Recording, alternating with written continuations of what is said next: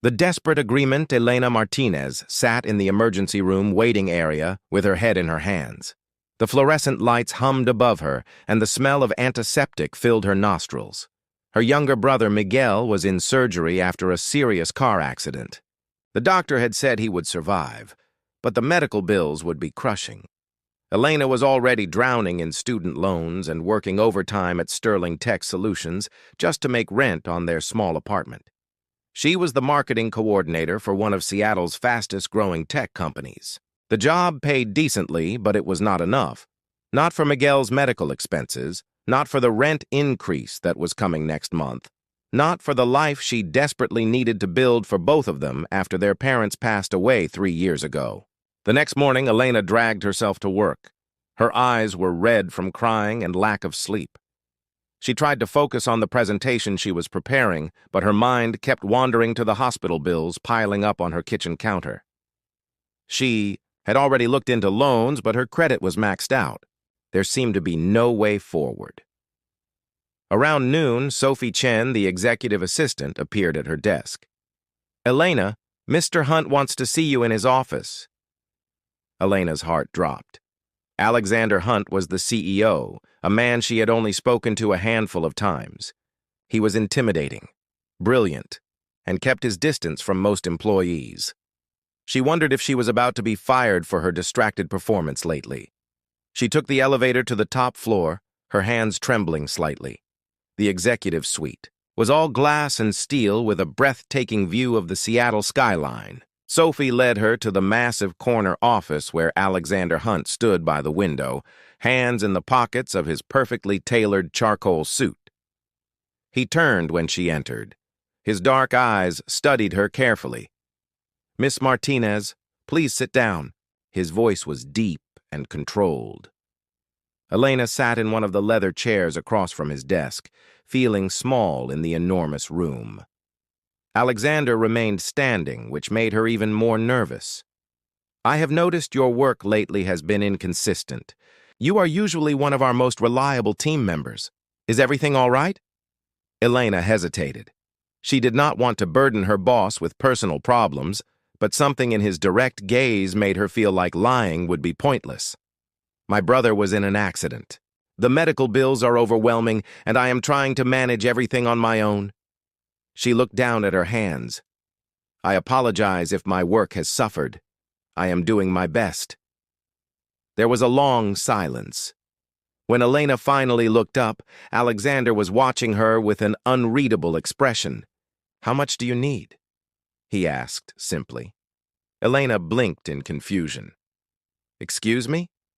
How much money do you need to cover the medical expenses?" She told him the amount, her voice barely above a whisper. It was more than she made in a year. Alexander walked to his desk and sat down, leaning back in his chair. He steepled his fingers and continued to study her. "I could give you that money, Miss Martinez. I could give you much more than that." Elena felt her pulse quicken. "Why would you do that?" "Because I need something in return." Elena's stomach tightened. What kind of thing? Alexander's expression remained neutral, but there was something intense in his gaze. "I need a wife." Elena almost laughed, thinking it was some kind of joke, but his face was completely serious. "I do not understand. I am building a new division of the company, and my investors are traditional. They trust family men, settled men. I need to present the right image. This would be a business arrangement, nothing more.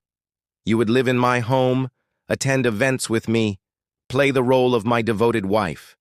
In exchange, all your debts would be cleared. Your brother's medical expenses would be covered completely. You would receive a monthly allowance that would be more than your current salary." Elena felt like the room was spinning.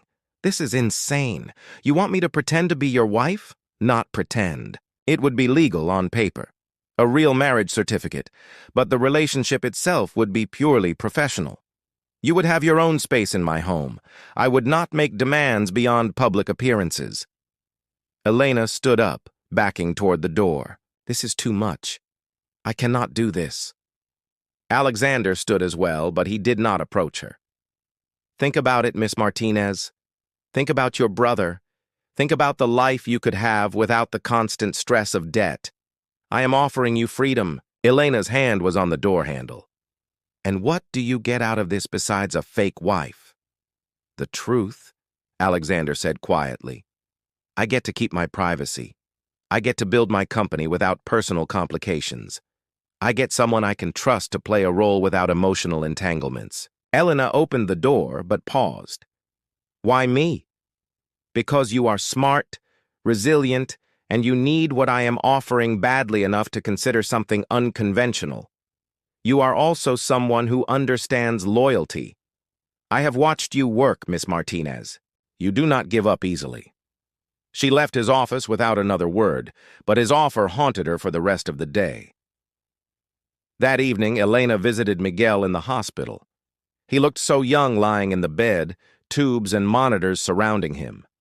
The doctor had told her that morning about additional surgeries that would be needed, more expenses that insurance would not fully cover.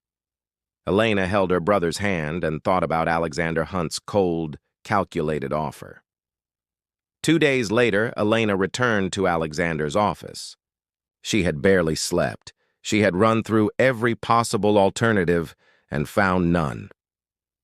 Sophie showed her in, and this time, Alexander was sitting at his desk, working on his computer. He looked up when she entered and seemed to know immediately why she was there. I will do it, Elena said, her voice steadier than she felt. But I have conditions. Alexander gestured to the chair. Sit. Let us discuss terms. Over the next hour, they negotiated. Elena insisted on her own bank account that he could not access. She wanted assurance that Miguel's medical care would continue regardless of what happened between them. She wanted the ability to leave if the arrangement became unbearable, though she would have to return any money that had been given to her as a lump sum. Alexander agreed to everything. He had his lawyers draw up a contract that outlined every detail of their arrangement. It was cold and transactional, but it was also clear.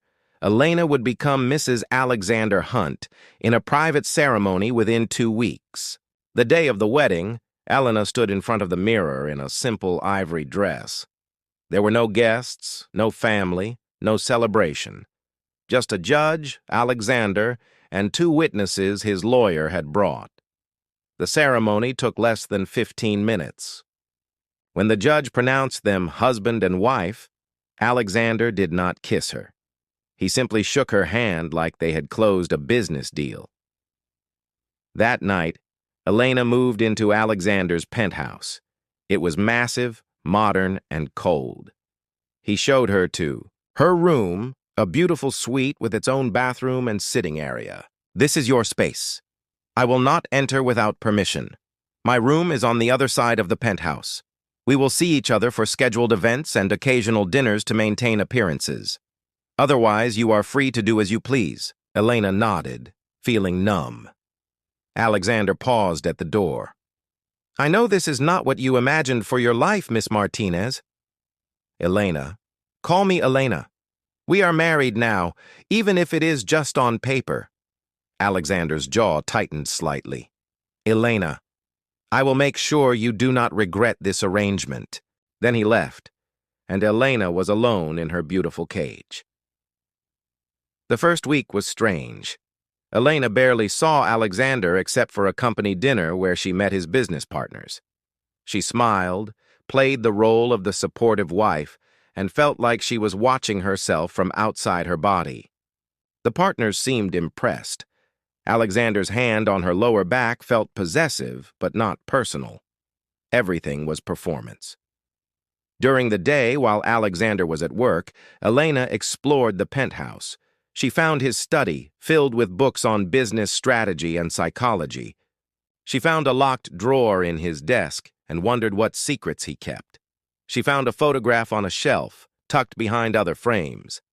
It showed Alexander much younger, smiling genuinely with his arm around another man who looked similar to him. She wondered who the man was and why Alexander looked so different, so happy in that old picture. Elena also started to notice small kindnesses. Alexander made sure her favorite coffee was always stocked. He asked about Miguel's recovery. He never complained when she stayed up late watching movies in the living room. These small gestures confused her. This was supposed to be purely business, but he seemed to care in his own controlled way. One evening, about 3 weeks into their arrangement, Elena was making tea in the kitchen when Alexander came home early. He loosened his tie and poured himself a glass of whiskey. They stood in silence for a moment. "How was your day?" Elena asked, trying to make conversation. "Long. And yours?" "I visited Miguel. He is doing better. The second surgery went well." "Good." Alexander took a sip of his drink. "Elena, I want you to know that you can use the car service whenever you need. You do not have to ask permission. This is your home, too." Elena looked at him, really looked at him. There was something tired in his eyes, something human beneath the cold exterior. "Thank you, Alexander." He nodded and started to leave, but then turned back. "And Elena, if you ever feel uncomfortable with any of this, if you need to talk, I am here. This arrangement may be business, but I do not want you to feel trapped." Elena was surprised by his words. She wanted to ask him why he really needed this arrangement, what he was hiding, why a successful man like him would choose such a cold solution to his problems.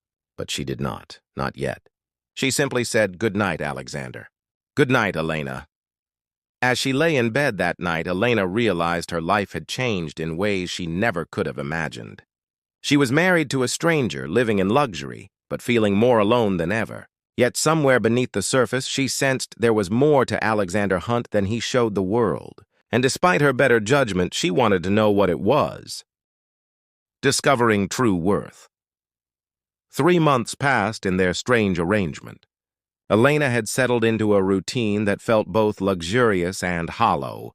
She attended charity galas on Alexander's arm, smiled for photographers, and played the perfect wife. At home, they existed in separate orbits, polite but distant. Miguel was recovering well, his medical bills completely covered, and Elena had even been able to move him to a better rehabilitation facility. But something was changing inside Elena. The more time she spent around Alexander, the more she noticed the cracks in his carefully constructed facade. He worked until midnight most nights. He rarely smiled genuinely. And sometimes, when he thought no one was watching, she saw a profound loneliness in his eyes that mirrored her own. One Saturday morning, Elena was in the penthouse gym when Alexander walked in. She had not expected him to be home. He usually spent weekends at the office. He wore athletic clothes, which was unusual. She had only ever seen him in suits or expensive casual wear. "I did not mean to interrupt," he said, pausing at the door. "I can come back later." "No, it is fine," Elena said, catching her breath from the treadmill. "This is your home. You do not need to avoid your own gym." Alexander walked to the weight section and began a workout routine. They exercised in silence for a while, but it was not uncomfortable. Elena found herself watching him in the mirror. Without the armor of his business suits, he looked more human, more vulnerable. "Can I ask you something?" Elena said, suddenly stopping her workout. Alexander paused mid-rep and looked at her.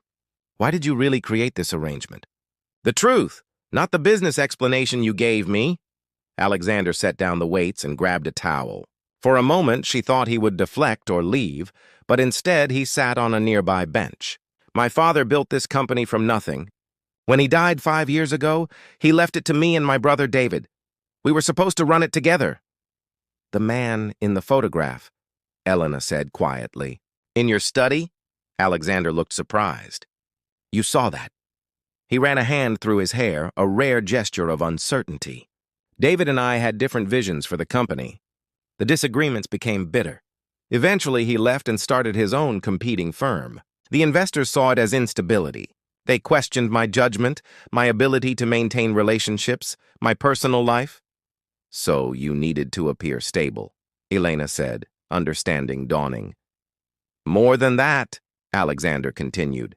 "I needed to prove I could commit to something, someone, that I was not the cold, isolated person they believed I was."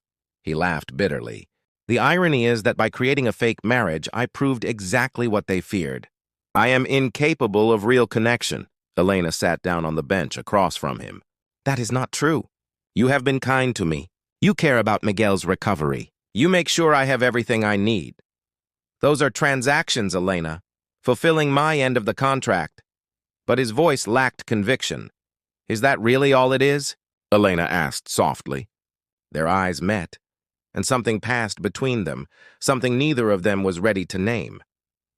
The moment was broken by Alexander's phone ringing. He answered it, his face immediately hardening. I understand. I will handle it. He hung up and stood. I have to go to the office. There is a crisis with one of our acquisitions. After he left, Elena sat alone in the gym, her mind racing. She realized that somewhere along the way, her feelings had changed. This was no longer just a business arrangement for her. She was starting to care about Alexander Hunt, the real man hidden beneath the cold exterior. That evening, Elena decided to learn more about the company and about David Hunt. She used Alexander's computer in the study, something she had never done before. She felt guilty invading his privacy, but she needed to understand. What she found shocked her. There were emails between Alexander and David from years ago, before their falling out. They showed two brothers who genuinely cared for each other. But then there were other emails, more recent, from David that were cruel and accusatory. He blamed Alexander for their father's death, claimed Alexander had pushed the old man too hard. Alexander's responses were measured but pained. Elena also found financial records that showed Alexander had been secretly supporting several charities, all focused on helping families with medical debt. He had never mentioned this to her. She realized that her situation had not been unique. Alexander had a pattern of quietly helping people in desperate circumstances. She was so absorbed in reading that she did not hear Alexander return home until he was standing in the doorway of the study. His face was unreadable. I am sorry, Elena said immediately, standing up. I should not have used your computer without asking. What did you find? Alexander asked quietly, walking into the room. The truth, Elena said. About David, about the charities, about who you really are. Alexander's jaw tightened. And who am I, Elena? You are someone who is afraid of being hurt again. Someone who built walls so high that you forgot how to let anyone in. You help people from a distance because it is safe. You created this arrangement with me because it gave you control. She took a breath. But you are also kind and generous and carrying pain you will not share with anyone. You think you know me after a few months and some emails? Alexander's voice was sharp, defensive. No, Elena said calmly. But I want to. I want to know the real Alexander Hunt, not the CEO, not the man who made me a business proposal. The person underneath. Why? Alexander demanded. Why does it matter to you? Because somewhere along the way, this stopped being just a contract for me, Elena admitted. Because when I see you working yourself to exhaustion, I worry. Because when you smile at something I say, it makes my whole day better. Because I think I am falling for you, and I do not know what to do about it. The silence that followed was deafening. Alexander stared at her, his expression cycling through shock, fear, and something that might have been hope. Elena, you cannot, he finally said. This was supposed to be simple. Nothing about this is simple, Elena replied. Not for me anymore. Maybe it never was. Alexander turned away from her, his hands gripping the back of his desk chair. You do not understand what you are saying. I am not capable of giving you what you need. I will disappoint you. I disappoint everyone eventually. Let me decide that, Elena said, moving closer. Stop making decisions for me. Stop protecting yourself by pushing everyone away. Alexander spun around and suddenly he was right in front of her, his eyes blazing with emotion. You want the truth?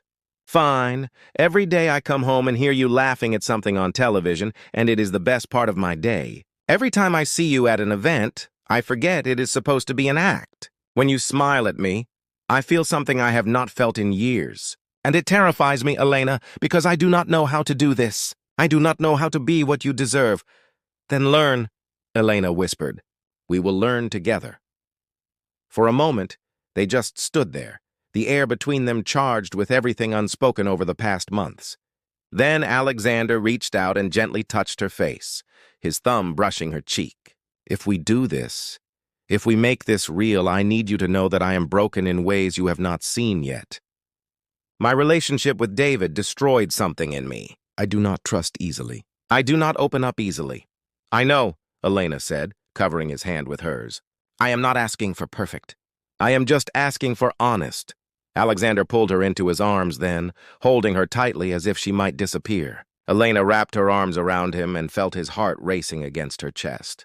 They stood like that for a long time, two people who had been alone finally finding connection.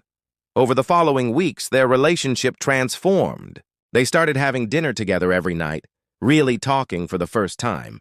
Alexander told her about his childhood, about the pressure of living up to his father's expectations, about the guilt he carried over David. Elena shared her own story, about losing her parents, about the fear of failing Miguel, about feeling invisible for so long.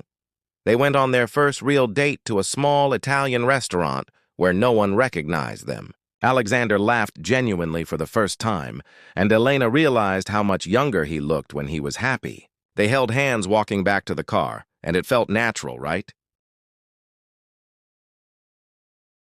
But not everything was smooth. Alexander still struggled with vulnerability. He would have days where he retreated into himself, working obsessively and avoiding emotional conversations.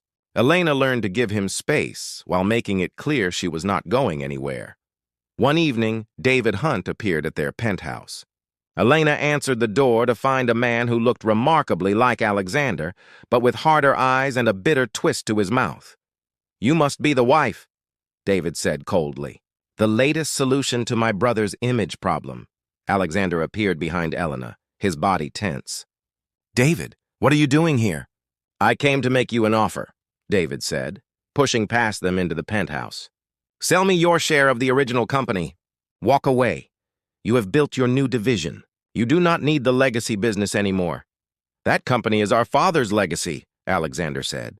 "I am not selling it to you so you can destroy what he built." "He left it to both of us," David shot back. "You pushed me out. You made me the villain in your story. But the truth is you are just like him. Cold, controlling, caring more about business than people. Even this," he gestured at Elena, "is just another business move." "That is not true," Elena said firmly, stepping forward. "Your brother is not perfect, but he is not what you think.